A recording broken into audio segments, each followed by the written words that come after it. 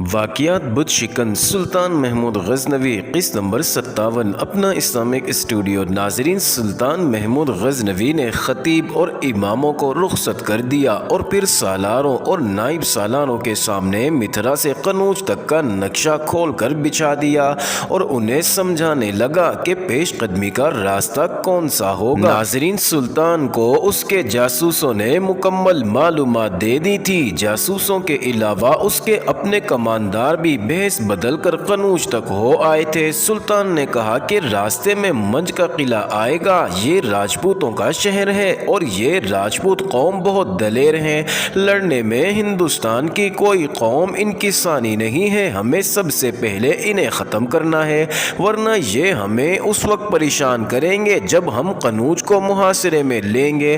مزید جاسوس نے تصدیق کر دی کہ لاہور کا راجہ بھیم پال بھی اسی علاقے میں کہیں موجود ہے اور وہ ہندوؤں کو مسلمانوں کے خلاف متحد کرتا پھر رہا ہے، اس کا بھائی بھی اس کے ساتھ ہے۔ کچھ اس قسم کی اطلاع بھی مل رہی ہے کہ اس کی فوج بھی ادھر ہی کو آ رہی ہے، اس لیے ہمیں چکنا رہنا پڑے گا۔ سلطان محمود نے 7ویں روز متھرا سے کوچ کرنے کا فیصلہ کیا۔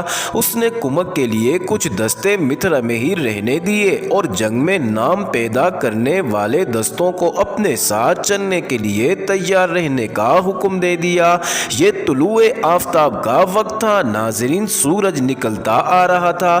لچھن پال ایک نیپالی جنگلی قبیلے کے سردار کے بہروپ میں شیلا، رادا اور 2 خدمتگار فوجیوں کے ساتھ مہابن کے جنگل کے سامنے والے کنارے پر پہنچ چکا تھا۔ وہ تیسری رات کو یہاں پہنچے تھے اور انہوں نے رات اسی کنارے پر گزاری تھی۔ دسمبر جنوری کے دن تھے، سردی سخت تھی اور یہ ان کی خوش قسمتی تھی کہ وہ رات کو یہاں پہنچے تھے۔ وہ دیکھ نہ سکے کہ یہ دریا کا ایسا کنارہ ہے جو اندر کی طرف دھنسا ہوا تھا اور جھیل کی مانند بنا ہوا تھا۔ یہ جھیل نما مگرمچھوں کا مسکن تھی۔ اگر سردی اتنی زیادہ نہ ہوتی تو مگرمچھ انہیں کھا چکے ہوتے۔ یہاں قریب سے کہیں انہیں دریائے جمنا پار کرنا تھا۔ ناظرین، لچھن اور شیلا جاگ اٹھے جبکہ رادا اور دونوں مددگار ابھی سو رہے تھے۔ لچھن نے کہا کہ وہ اکیلا کچھ دور آگے تک جائے گا۔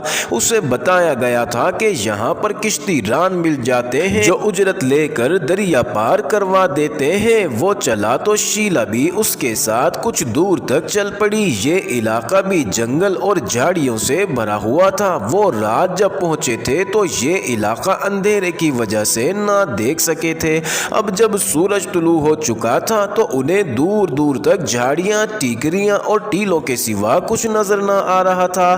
ناظرین، دونوں چپ چاپ جا رہے تھے۔ تم اتنے خاموش کیوں ہو لچھن؟ اتنی خاموشی خوف کی علامت ہوتی ہے۔ خوف نہیں ہے شیلا۔ لچھن رک گیا اور سر سے پاؤں تک شیلا کو دیکھ کر بولا، میں کچھ سوچ رہا ہوں، تم بہت خوبصورت ہو اور تمہیں احساس ہی نہیں ہے کہ اس جنگلی لباس میں تم کتنی زیادہ خوبصورت لگ رہی ہو۔ میرے استادوں نے مجھے ایک بار کہا تھا کہ اگر انسان اپنے قدرتی رنگ میں رہے تو اس کی صحت اور رنگت بڑھاپے میں بھی ماند نہیں پڑتی۔ جی میں آتا ہے کہ ہم اسی طرح چلتے چلتے اسی بحث میں خون خرابے کی دنیا سے بہت دور نکل جائیں جہاں سکون ہو اور امن ہو۔ میں نے کبھی سوچا بھی نہ تھا کہ تمہارے بال اتنے دلکش اور ریشمی خوبصورت ہیں۔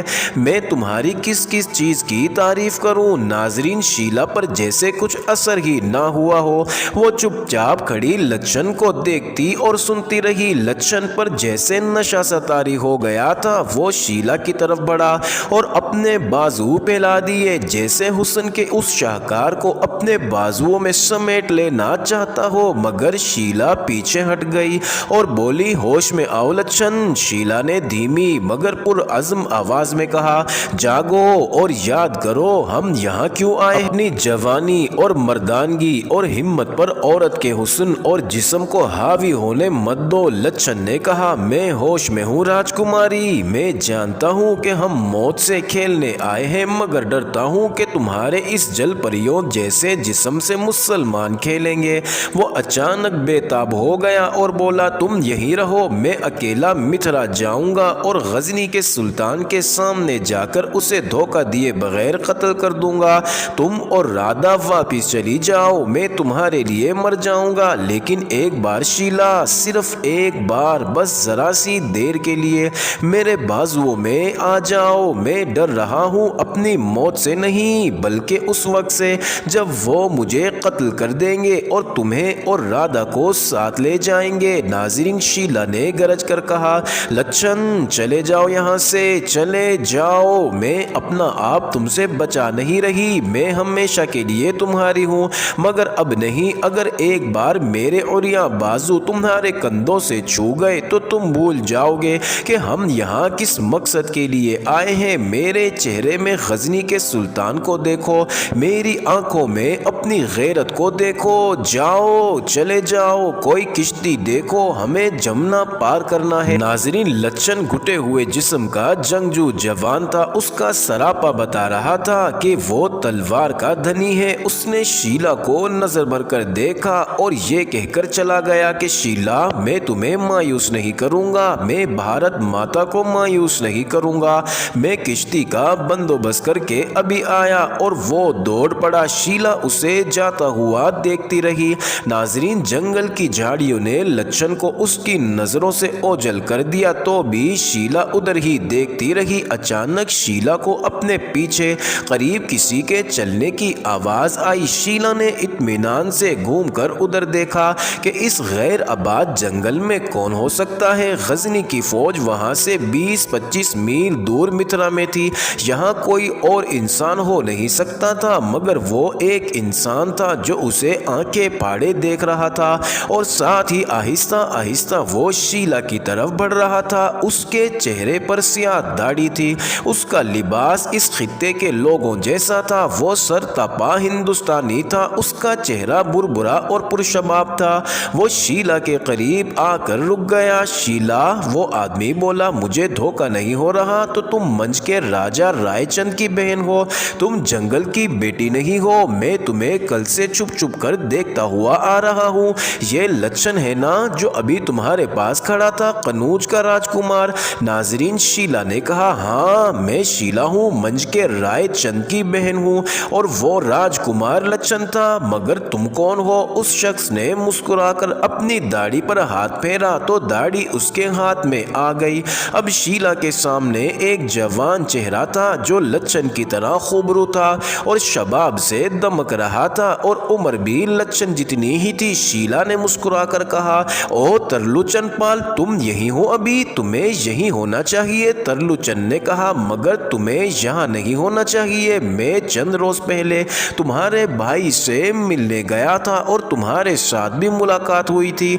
इससे पहले मैंने तुम्हें उस वक्त देखा था जब तुम अपने भाई के साथ लाहौर आई थी। अगर मैं चंद रोज पहले तुम्हें मंच में ना देखता तो मैं इस हुलिये में तुम्हें ना पहचान सकता। तुम्हारे गोरे चिट्टे कंधों पर बिखरे हुए तुम्हारे ये रेशमी भूरे बाल, तुम्हें यहाँ पर कोई भी किसी भटकी हुई लड़की की रूह समझेगा और तुम्हें जंगल की शहजादी समझेगा। मैं कल से तुम्हें छुप छुप कर देखता हुआ तुम्हारे पीछे आ रहा हूँ। जानती हो मैं यहाँ क्यों आया हूँ और यहाँ क्या कर रहा हूँ? मैं गजनी की फौज की अगली पेशकदमी देख रहा हूँ। महाराजा भीमपाल भी यहाँ से थोड़ी दूरी पर मौजूद हैं। तुम्हारे साथ राजकुमारी राधा भी है। और ये क्या तुम लोगों ने हुलिया बना रखा है? कहीं तुम लोग भागे तो नहीं जा रहे? मोअज़्ज़िज़ नाज़रीन, ये लाहौर के राजा भीमपाल का छोटा भाई तरलुचन पाल था। शीला की शादी इसी के साथ तय हुई थी। सुल्तान को सही इत्तला मिली थी कि भीमपाल और उसका भाई यहीं कहीं मौजूद हैं और ये राजों महाराजों को सुल्तान के खिलाफ मुत्तहिद कर रहे हैं। इस सिलसिले में तरलुचन पाल बहरू बदल कर मंज भी गया था और कनौज में इसी सिलसिले में घूमते फिरते इसे शीला लोगों का काफिला नजर आ गया था। इसने छुपकर इनका ताक़ुब करना शुरू कर दिया और आज सुबह लच्छन और शीला को यहाँ देखा। लच्छन कहीं चला गया तो शीला अकेली रह गई थी। तरलुचन पाल शीला के सामने खड़ा था। उस वक्त वो इस बयाबान में बिल्कुल अकेले थे। तरलुचन उसे अपनी सुना चुका तो शीला ने सोचा कि अब तरलुचन से कुछ छुपाने का कोई फायदा नहीं है कि ये काफिला कहाँ और किस मकसद के लिए जा रहा है। ये सोचकर शीला ने तरलुचन को तमाम राज बता दिए और साथ बताया कि हमारा असली मकसद बस غزنی کے سلطان محمود غزنوی کو قتل کرنا ہے۔ ترلو چند نے شیلا کی بات سن کر کہا کہ کیا تمہارا بھائی رائے چند اپنی بہن اور بیٹی کے ذریعے سلطان سے لڑنا چاہتا ہے؟ راجپوت کی غیرت کو کیا ہو گیا ہے؟ کیا وہ مسلمانوں سے ڈر گیا ہے؟ ہم تمہارے بھائی کو یقین دلا چکے ہیں کہ اگر محمود نے اسے شکست دے دی تو ہم سلطان سے اس کی شکست کا انتقام لیں گے۔ ہم ابھی اپنی فوج سامنے نہیں لائے ہیں، ہم نے سوچا کہ سلطان یہاں لڑ لڑ کر اور قلعے فتح کر کے تھک جائے گا اور اس کی فوج بھی تھک کر کمزور ہو جائے گی تو اس پر حملہ کر کے اسے ختم کر دیں گے۔ بے شک ہم سلطان کے باج گزار ہیں لیکن ہم موقع کی تلاش میں ہیں، اس لیے سلطان کو قتل کرنے کی ضرورت نہیں ہے۔ اگر سلطان کو قتل کرنا ہی ہے تو یہ کام لچھن پال اور دونوں ملازم کریں گے، تم اور رادھا یہیں سے واپس چلی جاؤ گی۔ ناظرین، شیلا نے ترلو چند سے کہا کہ وہ دونوں اپنی مرضی سے ساتھ آئی ہیں۔ شیلا نے مزید یہ بھی بتایا کہ وہ کس طرح سلطان کے سالاروں کو آپس میں لڑائیں گی اور دھوکہ دیں گی۔ ترلو چند نے کہا کہ مسلمان اتنی جلدی دھوکہ نہیں کھاتا، البتہ وہ خود دھوکے میں غزنی پہنچا دی جائیں، وہاں انہیں رقاصہ بنا دیا جائے گا یا پھر سالاروں کی داشتائیں بنی رہیں گی۔ شیلا نے اسے اپنی راجپوتی غیرت یاد دلائی اور اپنا عزم بھی بتایا، مگر ترلو چند کی غیرت گوارا نہیں کر رہی تھی کہ جس لڑکی کے ساتھ اس کی شادی ہو رہی ہے وہ اتنے بڑے خطرے میں پڑے۔ ناظرین، شیلا نے غصے سے ترلو چند سے کہا کہ میری جگہ پھر تم سلطان کو قتل کرنے جاؤ، تم بزدلوں اور چوروں کی طرح جنگلوں میں بھیس بدل کر مارے مارے پھر رہے ہو اور تم غزنی والوں کے باج گزار بھی ہو تو یہ بھی تمہاری بزدلی کا ثبوت ہے۔ تم مسلمانوں سے ڈرتے ہو، سلطان نے تمہارے پاؤں میں بیڑیاں نہیں ڈال رکھی، اپنی فوج کو یہاں لاؤ اور سلطان کو للکار کر کہو کہ تم اسے باج یعنی خراج نہیں دو گے۔ یہاں متھرا کے مندر تباہ ہو گئے ہیں اور تم وہاں مسلمانوں کی اذانیں سن رہے ہو، مگر تمہاری غیرت سو رہی ہے اور تم دوسروں کو بھڑکاتے پھر رہے ہو، مگر ترلو چند میری غیرت مجھے گھر سے نکال لائی ہے۔ ناظرین، ترلو چند نے غصے سے کہا مگر تم میری ہونے والی بیوی ہو، میری منگیتر ہو، میں تمہیں اس سے آگے نہیں جانے دوں گا۔ شیلا نے کہا کہ میں کسی کی ہونے والی بیوی نہیں ہوں، میں صرف اس کی بیوی بنوں گی جو سلطان کو قتل کرے اور وہ لچھن پال ہوگا۔ اگر وہ مارا گیا تو سلطان میرے ہاتھوں قتل ہوگا یا رادھا کے ہاتھوں قتل ہوگا، اس مسلمان سلطان کی جان اب میری مٹھی میں ہے۔ شیلا نے مٹھی بند کی اور غصے سے دانت پیس کر کہا اب یہ میرے ہاتھ مہندی سے نہیں محمود کے خون سے لال ہوں گے۔ منج کی کوئی بھی راجپوت لڑکی کسی بھی مسلمان کے ہاتھ نہیں آئے گی، یہ تمہارے باپ دادا تھے جنہوں نے غزنی والوں سے شکست پر شکست کھائی تھی اور تم خزانہ باج میں لٹا رہے ہو۔ یہ میرے بھائی کا فیصلہ تھا کہ میری شادی تمہارے ساتھ ہوگی، مگر اب میرا فیصلہ بھی سن لو۔ ترلو چند، مجھے تم جیسے بزدلوں سے نفرت ہے، عورت راجپوت کی ہو یا راج مزدور کی، وہ بھڑک اٹھے تو دریاؤں کو آگ لگا دیتی ہے۔ میرے راستے سے ہٹ جاؤ، میرا ساتھ لچھن کے ساتھ ہے، ہماری شادی یہاں نہیں تو آکاش پر ہوگی اور تم یہاں اسی طرح بھٹکتے پھرو گے۔ ناظرین، ترلو چند نے کہا کہ تم کیا سمجھتی ہو کہ میں تمہیں اٹھا کر نہیں لے جا سکتا؟ ترلو چند ساتھ ہی شیلا کی طرف بڑھا۔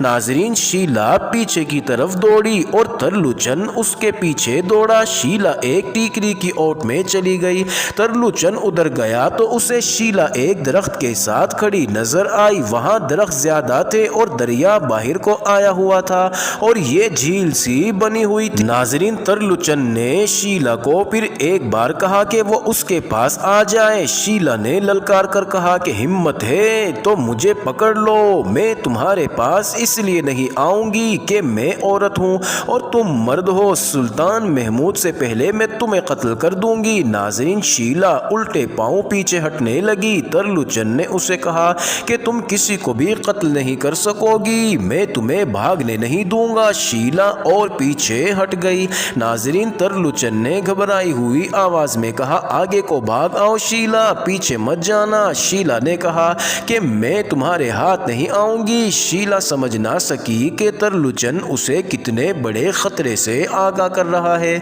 नाजरीन, तरलुचन एक बार फिर चिल्लाया, मगर बेसूद। एक मगरमच्छ जो करीब ही कहीं छुपा हुआ था, शीला के बिल्कुल पीछे पहुंच चुका था। मोअज़्ज़िज़ नाजरीन, ये इंटरेस्टिंग वीडियो जारी है। अगली वीडियो किस्त नंबर 58 में देखना मत भूलिए।